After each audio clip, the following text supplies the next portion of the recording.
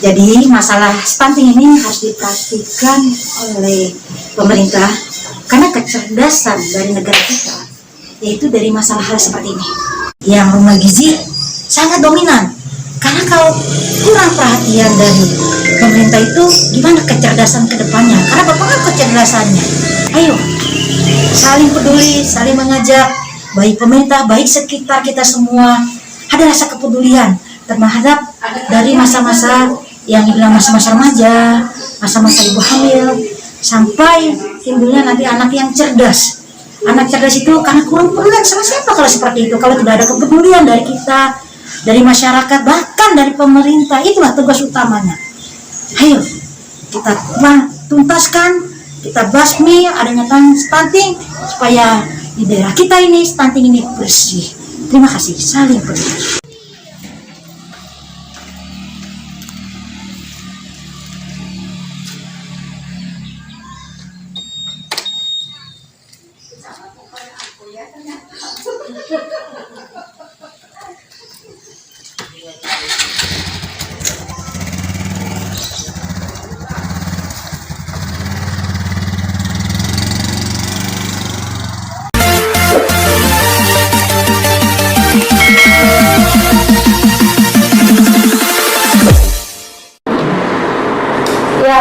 Kita berjumpa lagi dengan podcast channel PPKK Kecamatan Liliang. Sebelumnya kita ucapkan assalamualaikum dengan Ibu Lina.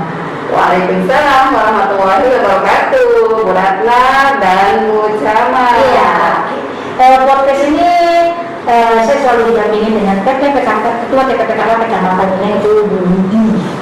Kalau Bu Lidi saya biasa kalau panjang, namanya Bu Lidi suara. Jadi kalau Bu Lidi ya, Bu Lidi. Selamat datang dan didampingi dengan pendamping lansia dengan Mahra aja. Oke, Bu Lina ini sebelumnya memperkenalkan diri. Bu Lina itu kita undang ini dasar atau asal-asalnya ini kita berkaitan dengan stunting ya, tapi lebih enaknya nanti Bu Lina memperkenalkan diri. Silakan Bu Lina.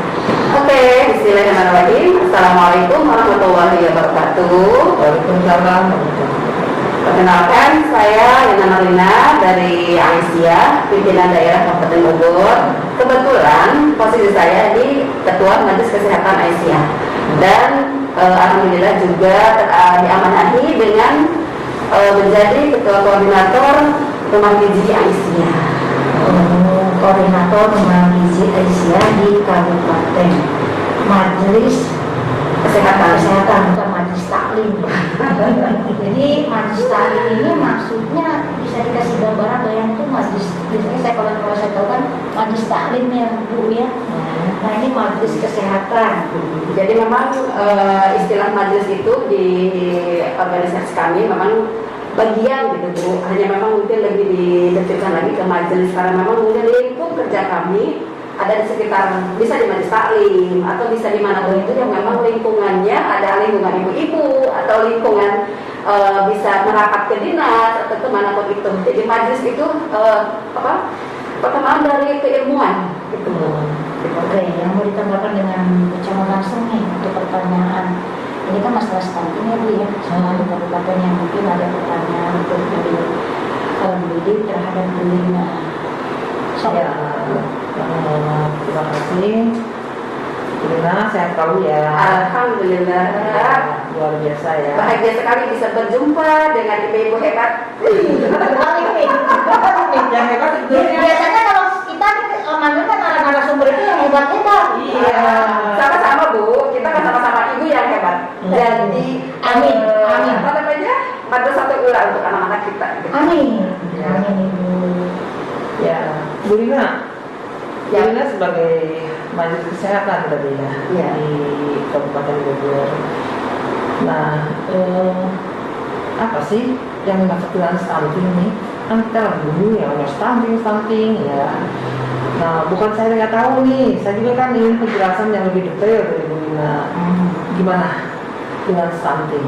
Ya, stunting ini memang viral ya, karena memang sudah menjadi bagian. Dan viralnya itu bukan masalah karena kalau misalkan secara menyeluruh stunting ini disebut anak yang memang gagal tumbuh, yang memang terutama dimulai dari rahim atau dimulai dari perencanaan yang memang selama ini masyarakat kurang teredukasi gitu. Dari mulai 1000 hari pertama yang memang salah satunya tadi kita harus mulai dari remaja untuk pembinaannya itu, terus ibu hamil dan ibu menyusui. Begitupun dengan lansia akan menjadi bagian dari lingkup mereka. Bagaimana caranya untuk mengatasi stunting ini?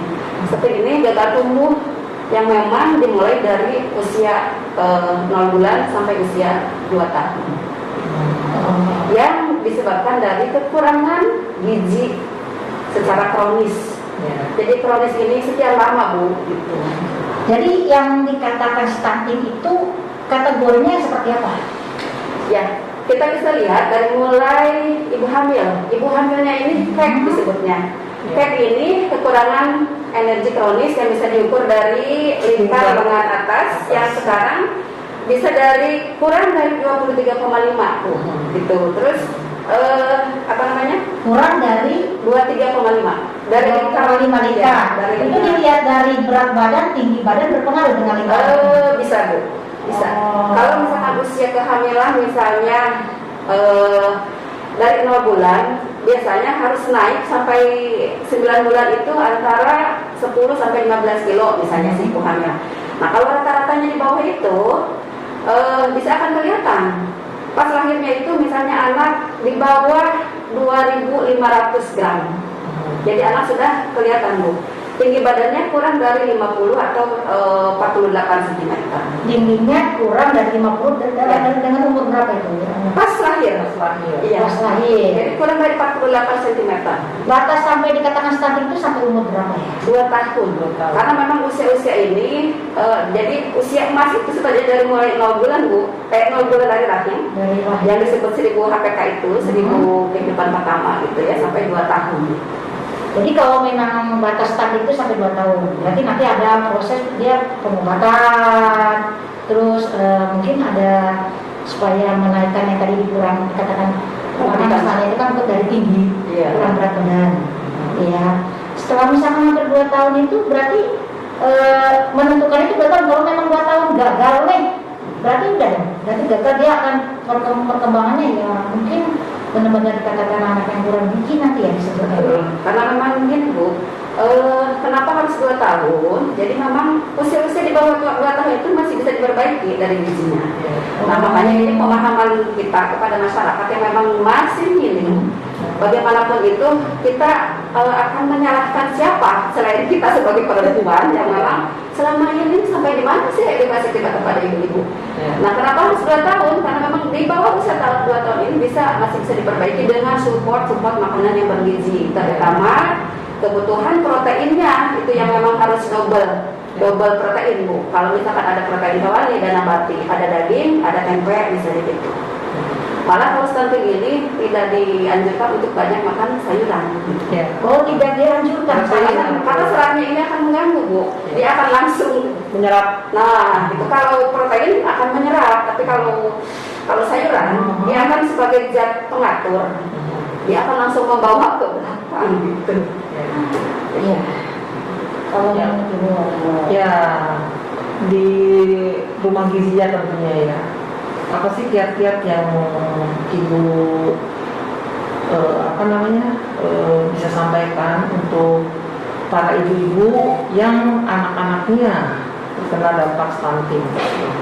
Ya, kita mulai biasanya kita awalnya asesmen dulu ya ke mereka yang memang sudah sudah terlanjur gitu ya. Dan informasi ini kita kerjasama dengan Bina Desa juga gitu. Nah, kita asesmen terus kita lihat memang betul nggak sih si anak ini stunting. Nah, setelah diketahui para ibu bahasa stunting ini sensitif juga untuk para ibu. Jadi kita menyampaikannya, ibu, putra ibu luar biasa ya, dan memang kebetulan kami jadi kita tidak boleh, Bu, menyebutkan Stunting. anak itu stunting gitu ya, nggak bisa. Ya. Nah, Jadi nanti itu. ibunya agak tersinggung. Nah, gitu. Jadi mereka pada stunting ini selama ini bukan hanya dari level bawah aja, Bu. Iya, betul. Mereka yang berekonomi mampu. Ekonomi mau juga. Ya. Jadi tidak Ada. hanya yang istilahnya yang ekonomi ke bawah ya, Iya. tapi yang orang-orang yang mengerti juga, tapi yang mereka tidak Betul. paham ya harus Iya. seperti apa pertama Iya, kali ya, gitu. merencanakan kanker.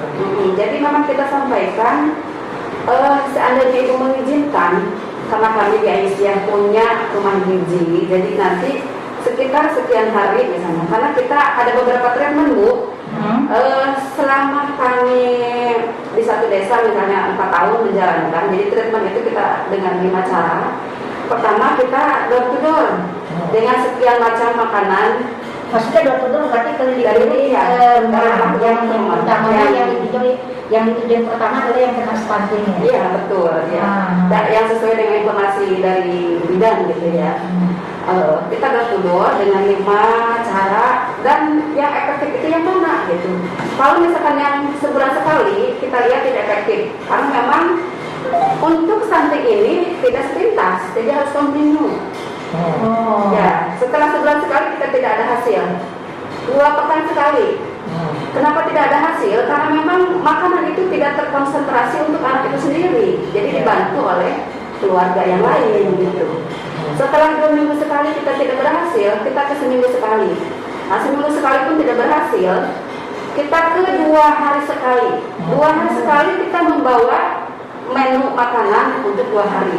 Misalnya ada telur, ada ikan, atau ada apapun itu yang bersumber protein dengan tambahan susu atau apapun itu. Jadi bawa telur sendiri dari Iya, Aisyah membawa telur yang memang pertama telur ya, pertama yang udah telur dulu ya.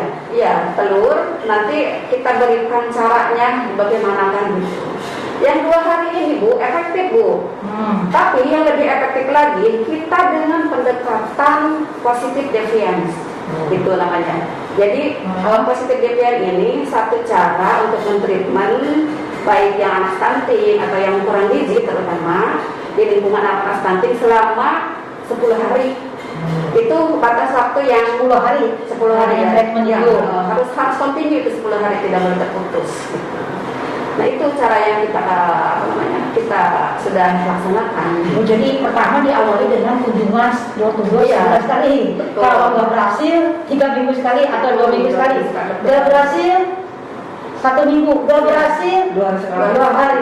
Yang bikin dikatakan nggak berhasil itu yang seperti apa, Bu? Apakah? Ya.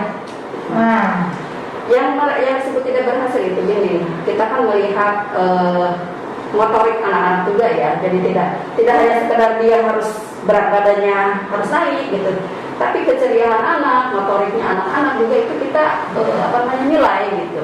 Karena kalau sebulan sekali itu kan kita tidak mungkin dong tiap hari ke rumah mereka dengan menilai gerak-gerik mereka. Makanya kita lebih efektifan itu di rumah gizi selama 10 hari. Jadi ada penilaian-penilaian tertentu. Kita kan dibantu dengan bidan desa juga gitu. ada kerjasama dengan bidan desa. Jadi kalau misalnya sebulan sekali tidak berhasil, sebulan loh kita memberikan sesuatu yang memang berharga buat mereka, ditimbang tidak naik. Dari motoriknya juga atau dari keceriaan anak yang lainnya juga tidak kelihatan. Agak diam. Nah gitu, karena memang kan tidak mengedukasi tiap hari kita, kalau sebulan sekali. Begitupun yang 2 pekan sekali dan yang 1 pekan sekali. Jadi yang lebih efektif itu ya 2 hari sama yang 10 hari. Jadi dengan pengorbanan yang sangat luar biasa. Ya, dari tadi kan kita dengar sepintas, kita balik lagi kita putar ya, Bu ya. Yang kita bahas stunting itu memang kita pengenalan dari remaja. Jadi dari remaja itu maksudnya untuk kaum hawa nih ya. Ya, terutama Untuk kaum hawa, perencanaan dari remaja mengenali ketika nanti dia sudah beranjak merencanakan pernikahan, sudah seharusnya memang sudah ada, harusnya di treatment juga dong dari menikah itu ya. Ya, Bukan kalau lebih baik kan bukan diobati, sebenarnya yang lebih bagus itu mencegah. pencegahan betul. Nah, dari yang pertama kan tadi remaja dia menikah, dari menikah itu dia untuk kesuburan, ya kan? Dari dia hamil karena menentukan ya. Jadi ada tahap-tahapnya. Terus Kalau anak stunting itu pertumbuhan sampai 2 tahun itu maaf ya bisa terganggu dengan kecerdasan anak itu berpengaruh. Betul. Nah, Karena memang kan sumbernya itu dari tadi ya 10 ya yang 1000 HPK itu dulu. Jadi makanan yang bersumber yang kita mulai dari 1000 HPK itu karena memang akan mempengaruhi kerja otak anak nantinya, Bu. Jadi makanya anak-anak yang memang stunting ini sangat terpengaruh ke pendapatan untuk di tahun-tahun ke depannya. Artinya kan mereka lebih terlambat dalam hal apapun gitu. jadi kalau di masyarakat itu lihat ya, kalau kita masih awam belum tahu stunting, kalau yang dengan anak stunting itu biasanya mati yang bergilung-gilung. Nah, iya. Itu dikatakan stunting juga. Bisa, karena memang selama ini kita ada beberapa pendapat yang memang apa namanya, Bu, kerdil itu memang sangat mengkerdilkan mereka gitu ya. Akhirnya kita juga tidak ingin berpendapat untuk bukan hanya apa namanya tidak membuli mereka juga ya yang kerdil, tapi baiklah kalau misalkan memang tidak mau disebut kerdil, ayolah kita bersama-sama mengedukasi masyarakat bisa gitu ya untuk pencegahan itu sendiri supaya tidak terjadi kerdil gitu ya. Tapi kan bisa dengan faktor gen ya, bisa kan dari turunan Ya, orang bisa. tua kan banyak ya. Walaupun dilihatnya dari keluarga yang tadi mampu bisa terjadi stunting. Padahal kalau dilihat orang tua mampu kan masalah nutrisi juga kan pasti terpenuhi lah.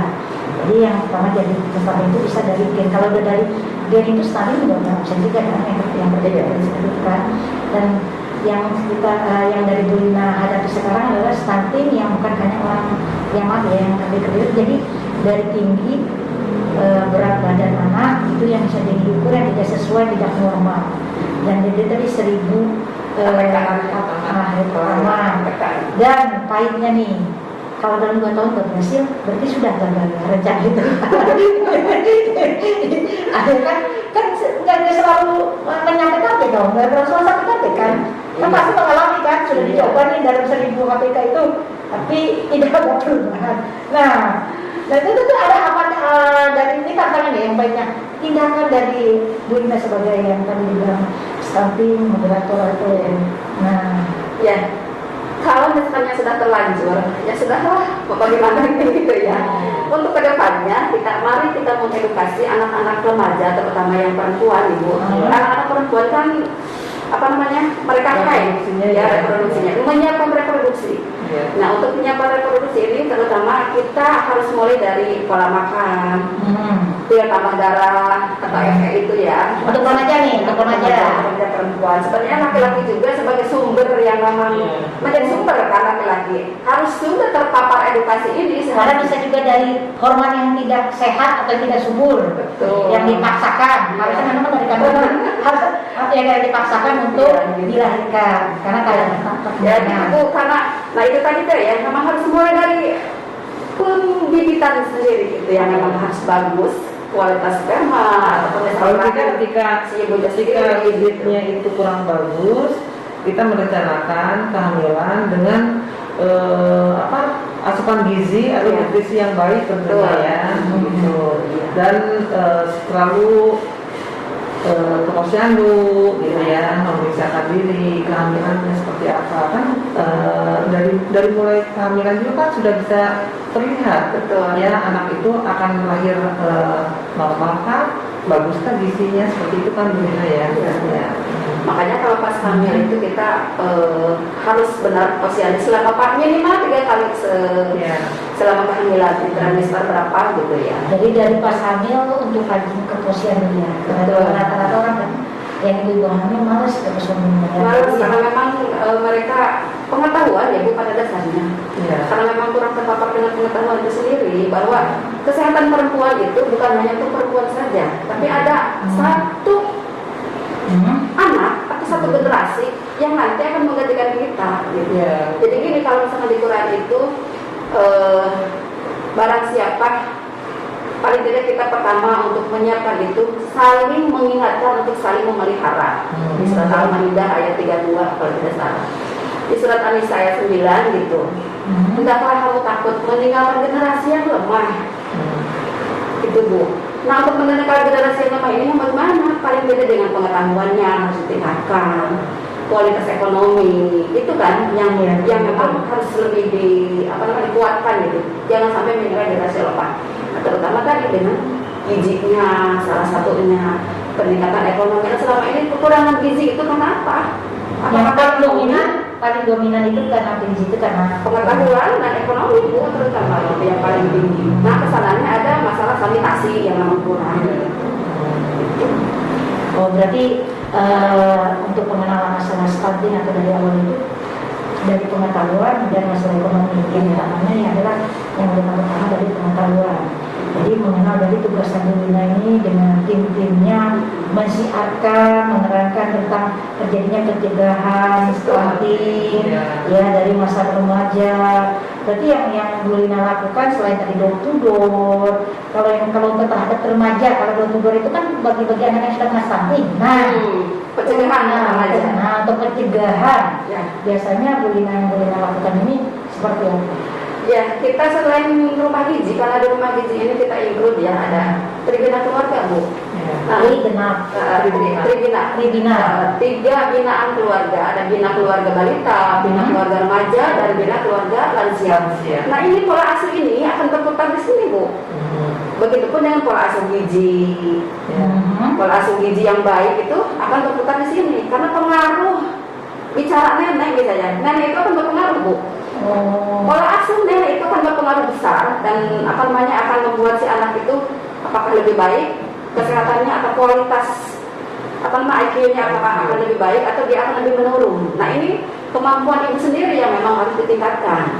Makanya kami setelah memang kita pada saat belum beres ya untuk menyelesaikan stunting ini, tapi kita untuk pencegahannya ini di mana? Nah, salah satunya kita membuat tribuna keluarga. Kita sudah melaksanakan selama 4 kali pertemuan, alhamdulillah. Ini baru 4 kali Bu. Mudah-mudahan nanti PKK ikut hadir juga ya. Iya, mudah-mudahan. Jadi di tribuna keluarga ini salah satunya kita bina anak-anak remaja. Di kelas itu kita batasi karena memang kondisi yang tidak kondisif ya seperti sekarang ini COVID. Kita batasi di kelas itu 20 anak saja, 20 remaja. Di mana pembinaannya itu salah satunya tentang psikososialnya remaja, psikologinya remaja, terus kesiapan mereka, kesiapan mental untuk menghadapi kerumah tanggaan, dan di usia berapa mereka harus menikah gitu. Kan sekarang ada peningkatan ya untuk usia pernikahan itu. Itu yang memang kurang tersosialisasi juga Bu untuk masalah peningkatan usia pernikahan itu. Dan perputaran masalah stunting ini ada juga di angka usia pernikahan di bawah itu, usia pernikahan dini. Oh, yang belum waktunya untuk menikah. Ya, sudah menikah, sudah usia sekolah, sudah dinikahkan gitu. Yuk, baru-baru kita menyiapkan mental anak-anak kan. Ya, kita usia nikah berapa Bu? Saya usia nikah 27 tahun. 27 tahun saya masih takut ke suami. Iya, 27 tahun. Anak sekarang masih lebih berani mereka. Karena perkembangan zaman. Oke, berarti ini Bu nyambung nih. Tadi kan yang dibilang masalah dari remaja, dari masalah dia dari hamil sampai nanti dilahirkan. Tapi dimaksud di PKK ini kok dengan posyandu. Karena ketahuan stunting itu dengan adanya ditinggal lewat posyandu ya, dengan dibantu dengan bidan desa. Karena kan di PKK juga ada tentang dan nanti remajanya di Pokja 1 Pak ya. Ada PR juga kan? Iya, PR. Nanti akan nyambung. Nanti mungkin antara dari stunting kerjasama ini memang bersama dengan tadi bidan desa juga harus dengan PKK. Betul. Ya, karena PKK juga kan kita juga program stunting ya. Mungkin Ibu bisa dijelaskan. Ya, intinya dalam 10 program PKK tersebut ya, itu satu sama lain berkaitan.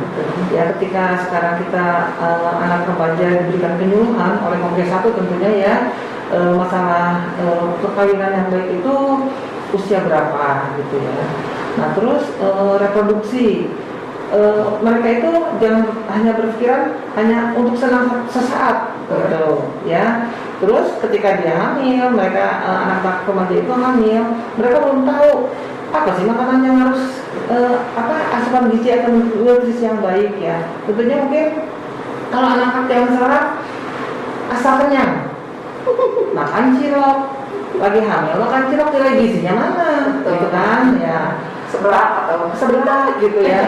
Nah, terus jadi hanya asal kenyang aja, tapi tidak tahu harus asupan gizi untuk si jabang bayi itu harus bagaimana gitu ya.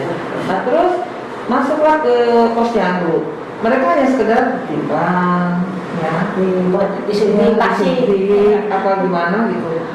Penyeluruhannya kadang-kadang tidak dihiraukan, karena ada meja 5 itu meja penyuluhan yang disampaikan oleh kader di posyandu harus seperti apa si ibu hamil itu ya. Nah seperti itu. Jadi kaitannya itu 10 program itu berkaitan semuanya gitu ya. Untuk Pokja 3-nya juga untuk masalah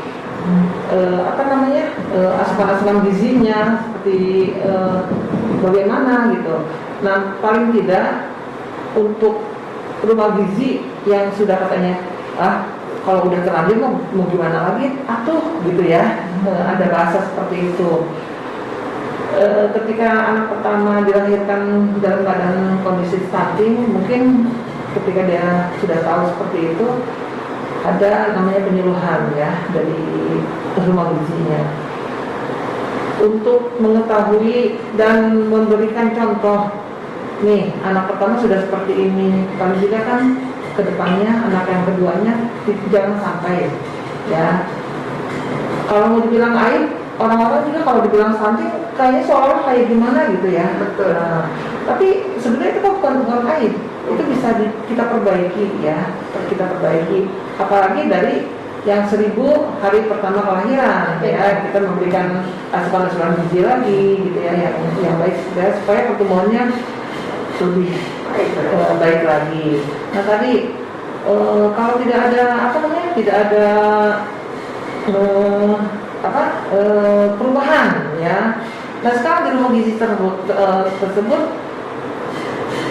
nih yang lebih sensitif lagi mungkin ketika pengalaman yang kita berikan kepada orang tuanya tapi tidak dihiraukan, apalagi dengan yang namanya keadaan ekonomi yang sangat kekurangan. Nah harus seperti apa dan bagaimana nih rumah gizi memberikan arahan dan ya kalau sekarang hanya anaknya saja yang diberikan gitu ya, tapi tidak kontinu, mau bagaimana? Terus anggarannya dari mana nih rumah Asia bisa memberikan perhatian kepada anak stunting? Kita nggak tanya arah ke situ ya. Jadi sebenarnya ya tenaganya ya semuanya lah. Nah kita juga ingin tahu nih ya, kalau misalnya ada permasalahan di Kabupaten Bogor nih, bagaimana nih Bu Lina? Ya, uangnya dari pribadi. Apalagi tadi kan ada sistem door to door. Iya. Sebulan sekali nggak bisa. 3 minggu, 2 minggu, 2 hari. Iya. Akhirnya terpaksa nih. Karena mungkin kita hanya arahan doang teorinya saja. Akhirnya Bu Rina bergerak kasih makanannya. Gitu kan. Sehingga kan penjualan ya. Penjualan kan orang-orang pasti bilang, ngomong aja. Buktiin dong, kasih dong kan. Masyarakat kita itu seperti itu. Bukti. Inginnya diberi gitu ya. Tidak hanya sekedar ngomong ya, tapi ingin diberi. Nah, kiatnya supaya mereka ini lebih lebih memahami, lebih peduli gitu ya, harus seperti apa?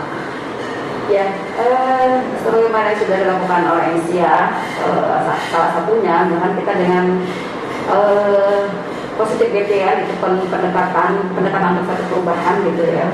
Kita laksanakan 10 hari, di mana di rumah gizi ini bukan orang rumah gizi yang masak, tapi si ibunya sendiri langsung yang didampingi oleh ibu dari anak yang stunting itu. Sebagai pendamping. Sebagai pendamping. Nanti setelah mereka praktek di rumah gizi, ada pemantauan dan ada kartu kendali yang memang harus mereka laksanakan di rumah gitu.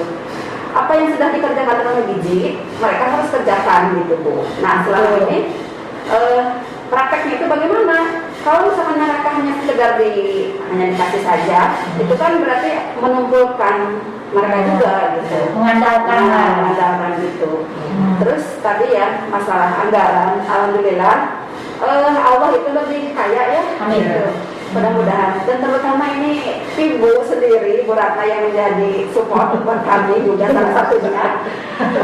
Mudah-mudahan nanti siapapun itu ya Bu yang akan banyak membantu. Nah, sisa uangnya lagi dari mana? Dari sekian donatur dan uang pribadi masing-masing tenaga di kami gitu. Oh, jadi donatur dengan uang pribadi dari tenaga. Iya. Mungkin dari Ibu Rinanya mungkin ada, kalau nama seperti yang dari rumah gizi itu mungkin tidak sampai dapat uang pribadi, berarti memang ada subsidi kali ya yang maaf ya agak sensitif sedikit. Nggak apa-apa. Ya mungkin bisa ngasih untuk kredit. Oh mungkin karena ada atau keikhlasan atau ya namanya ini kan dia pakai kendaraan atau transport. Modal kami keikhlasan Bu, karena ini kan teorinya teori Al-Ma'un ya, menolong gitu. Jadi tenaga kami tidak ada yang menggaji misalkan, itu kan harus dibicarakan kalau itu mah rahasia para relawan itu. Misal untuk pendengar dari channel PKK Kecamatan Wilia, jangan lupa like, subscribe, and comment, oke, di channel PKK Kecamatan Wilia. Sekian, wassalamualaikum.